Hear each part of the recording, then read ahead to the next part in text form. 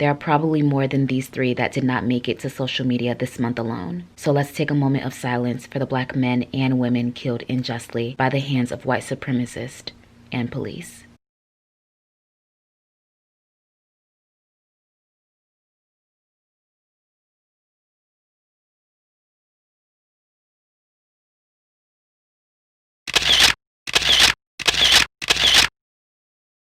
What's up, y'all? Welcome and welcome back to my channel. If you are new, please be sure to click that subscribe button before you go, and if you are already family, then thank you so much for joining me again. Today I'm going to be showing you guys how I blow dry my natural hair with no heat damage and no heat protectant. I know it sounds crazy, but let me explain in a future clip. This is going to be the first part of my blowout series. I'm going to be blow drying my hair, trimming my hair, and styling my hair all in a stretched state. Now, I do want to warn you, this is not the full blowout look. This can go even more blown out than what you see here, but I wasn't looking for a super blown out method. I was looking to slightly or lightly blow dry my hair. So I'll see you guys in my next clip. Enjoy. Also, I know we're super close and personal now, but let me just go ahead and apologize for these dots on my face. I've done these makeup freckles before, and for some reason today I decided to use eyeliner, and I don't know what I was thinking. They're too harsh. They don't look natural at all. I've learned my lesson, so carry on. I'm starting off with my hair in twists, so I'm going to dampen them with just some water and take them down.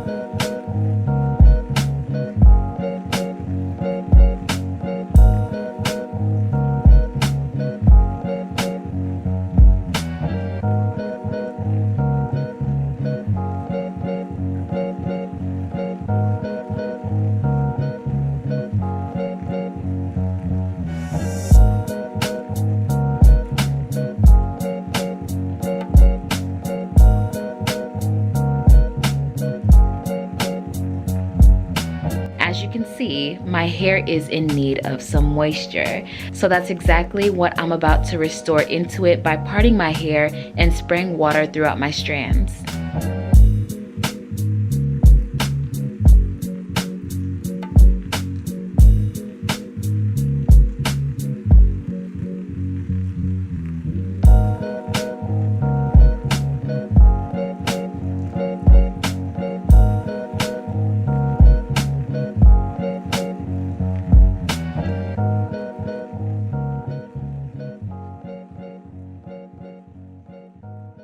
I find that splitting my bigger sections into even smaller sections helps me to thoroughly moisturize all of my hair, so you'll see me do that and add 2 products.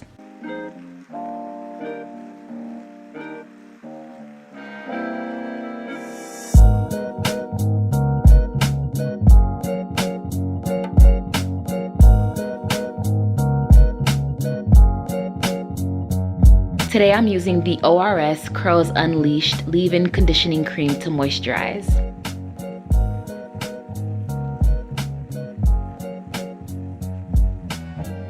Then I'm coating my hair with 100% natural shea butter.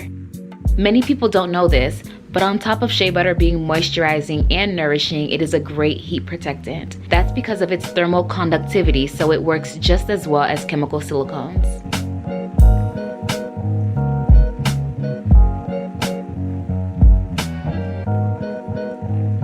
Since I have kinky 4B4C natural hair, detangling is always easiest for me when I finger detangle first, then follow up with a comb. I don't always use a comb or a brush. I actually oftentimes just use my fingers. But for the sake of getting all of my kinks smoothed out for a stretched look, I'm gonna need the help of a comb. And to make sure it stays detangled, I braid it up until I'm ready to blow it out.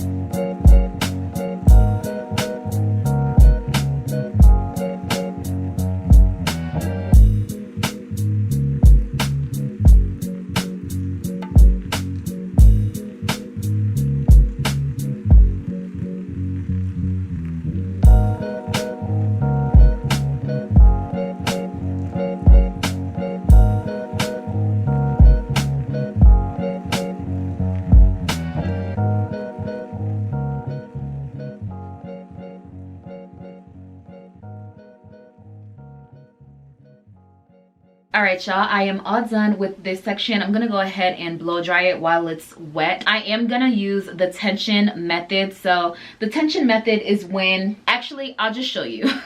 Because my hair is so thick, I'm going to split the back section into 2 sections so that I can work in smaller sections to get this done.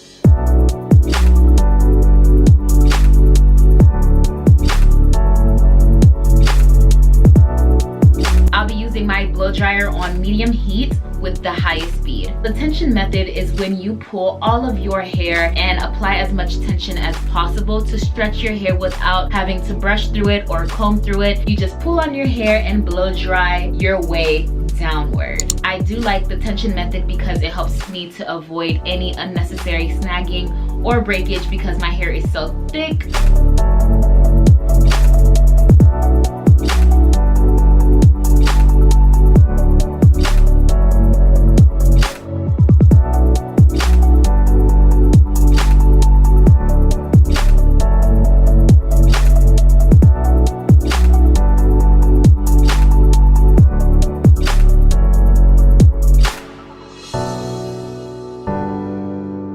Okay, my breakage is really exposing itself, huh? Dang, okay. But do you guys see the difference? This part of my hair has not been blow dried and obviously it still looks like it's kinky, and this section looks a little more stretched out, and that is the difference, you guys.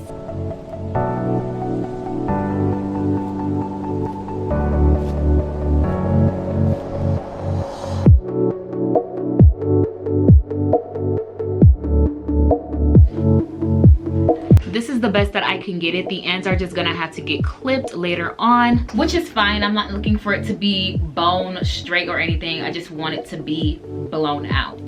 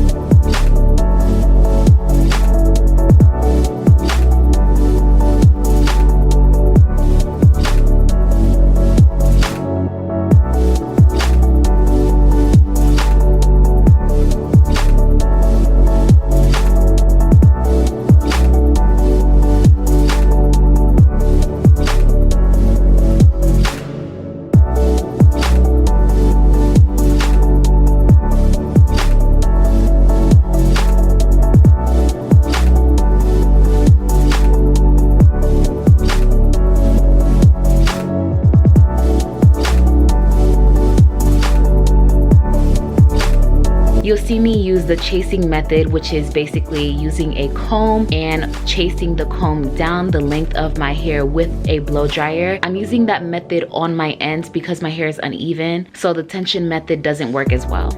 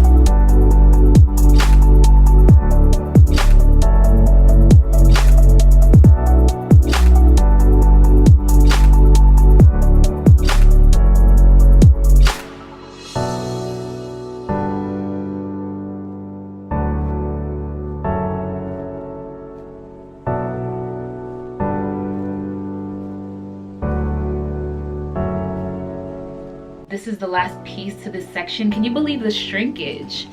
Like, all I have to say is the shrinkage is so real. Let me finish this last section and then I'll finish this section off of camera because I move faster when I'm not filming for you guys. So this will be the last section that I film, and then I'm moving on to here, and then I'll be back.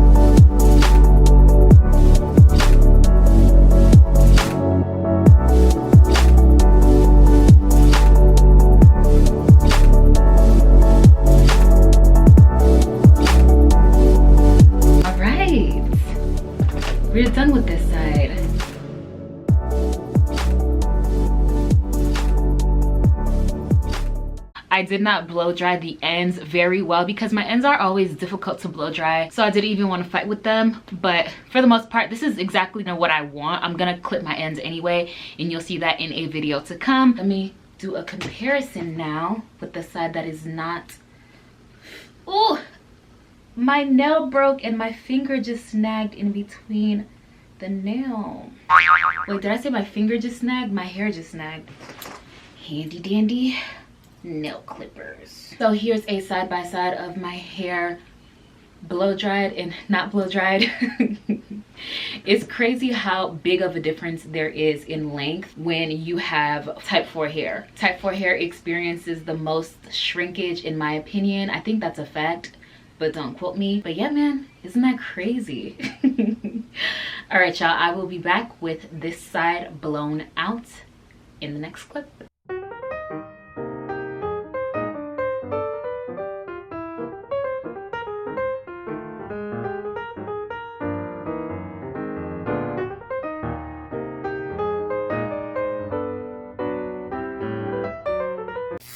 All right, y'all, this is the finished look. Looks super crusty because I do have to dust these ends, but all in all, I'm pretty satisfied with lightly blow drying it.